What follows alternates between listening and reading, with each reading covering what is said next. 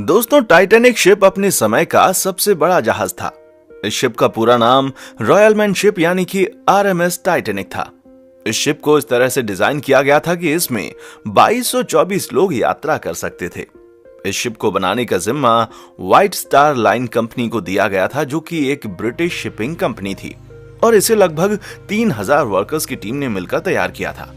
और इसे बनाने में 9 मजदूरों की जान भी चली गई थी। 40 वर्कर गंभीर रूप से घायल हुए थे। उस वक्त इस शिप को बनाने में लगभग 48 करोड़ रुपए का खर्चा आया था, जो कि उस समय के हिसाब से काफी ज्यादा था। दोस्तों, ये जहाज 10 मंजिला जहाज था। ये शिप अपने आप में अटलांटिक में बसा एक छोटे से शहर की तरह लगता था। इसकी सबसे खास बात यह थी कि ये दुनिया का सबसे तेज चलने वाला जहाज था, और इसमें जो सीटी लगी थी उसे 15 किलोमीटर दूर तक सुना जा सकता था। और इस शिप को बनाने वाली कंपनी का तो ये भी दावा था कि ये कभी ना डूबने वाला जहाज है, लेकिन किसको पता था कि टाइटैनिक जैसा विशाल जहाज कभी पानी में डूब सकता है। ऐसे में ये सवाल तो सभी के मन में आया होगा कि आखिर उस रात ऐसा क्या हुआ कि दुनिया का सबसे मजबूत जहाज पानी में डूब गया। आइए जानते हैं। दोस्तों, टाइटैनिक के बनने में 3 साल का समय लगा था, और टाइटैनिक को बनाने में उस समय सबसे महंगे एडवांस टेक्नोलॉजी का इस्तेमाल किया गया था। 1 अप्रैल 1912 को टाइटैनिक शिप समुद्र में एक्सपेरिमेंट के लिए छोड़ दिया गया, जिसके बाद टाइटैनिक ने अपने एक्सपेरिमेंट में बेलफास्ट से आयरिश रिवर तक समुद्र में 150 किलोमीटर की स्पीड से सफर तय किया।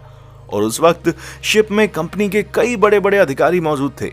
जिसके बाद उसी दिन शाम को 7 बजे टाइटैनिक बेलफास्ट वापस लौट आया और एक्सपेरिमेंट को सक्सेसफुल माना गया।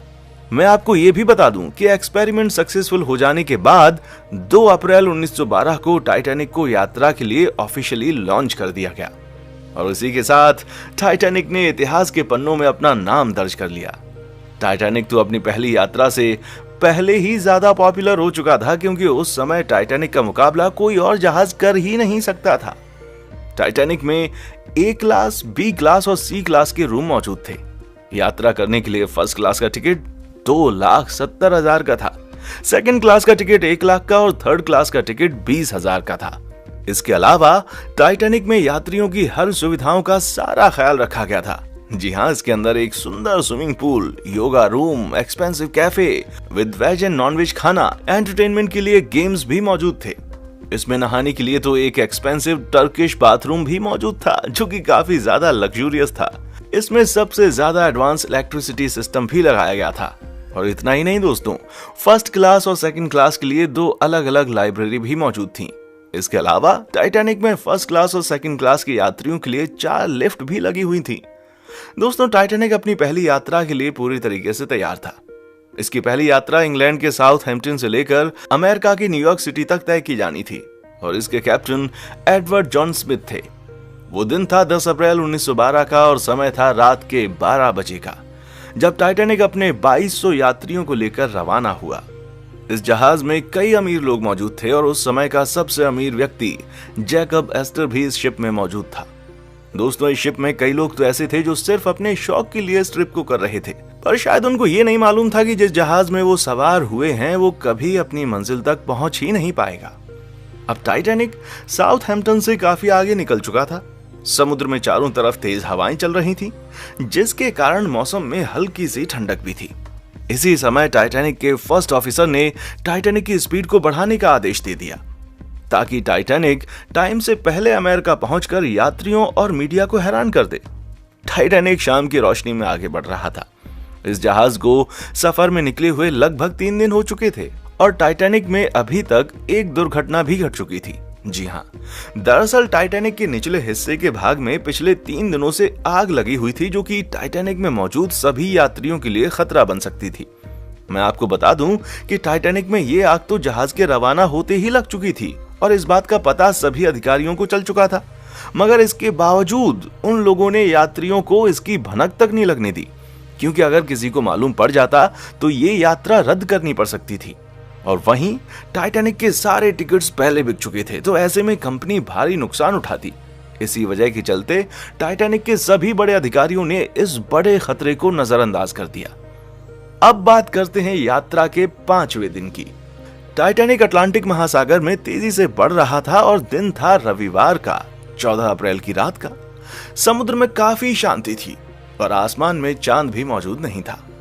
चांद न होने के कारण आसमान में घना अंधेरा छाया हुआ था और शिप के कैप्टन को सामने का कुछ भी दिखाई नहीं दे रहा था। वैसे मैं आपको यह भी बता दूं कि टाइटैनिक के आइसबर्ग से टकराने से पहले शिप के कैप्टन को कुल 6 चेतावनी पहले ही आ चुकी थी कि रास्ते में कई बड़े बर्फ के टुकड़े मौजूद हैं जिससे शिप कभी भी टकरा सकता है। मगर कैप्टन को यह मालूम नहीं था कि टाइटैनिक किसी आइसबर्ग से टकरा जाएगा।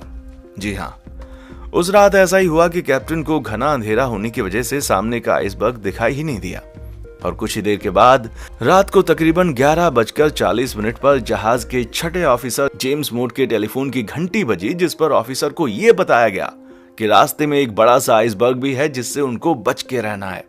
इसके बाद ऑफिसर ने तुरंत इस बात की जानकारी कैप्टन तक पहुंचाई, मगर वो लेट हो चुका था क्योंकि टाइटैनिक को आइसबर्ग से टकराने में मात्र 35 सेकंड ही बचे थे। आपको बता दें कि जानकारी मिलते ही टाइटैनिक की पूरी टीम एक्शन में आ गई थी और उसके बाद सीनियर ऑफिसर ने जहाज को बाईं तरफ मोड़ने और इंजन को बंद करने का आदेश दे दिया। साथ ही जहाज के ऑपरेटर को जहाज को पीछे लेने का भी ऑर्डर दिया था, मगर जहाज की रफ्तार इतनी तेज थी कि उसे पीछे की तरफ लेना और उसको मोड़ना नामुमकिन था। और फिर कुछ ही सेकंड्स में टाइटैनिक आइसबर्ग से टकरा गया। आपको बता दें कि टक्कर के दौरान शिप का वो हिस्सा आइसबर्ग से टकराया था जिसमें पहले से ही आग लग चुकी थी और आग लगने की वजह से सारा मेटल कमजोर हो चुका था, जिसका नतीजा ये निकला कि टाइटैनिक के निचले हिस्से में छेद होना शुरू हो गया और शिप के नीचे के कमरों में धीरे धीरे करके पानी भरना शुरू हो गया था। उस समय टाइटैनिक में मौजूद सभी यात्री लगभग सो रहे थे, मगर इस दुर्घटना के बाद ऑफिसर्स ने सभी सोए हुए यात्रियों को जगाया और उन्हें लाइफ बोट पर जाने के लिए कहा।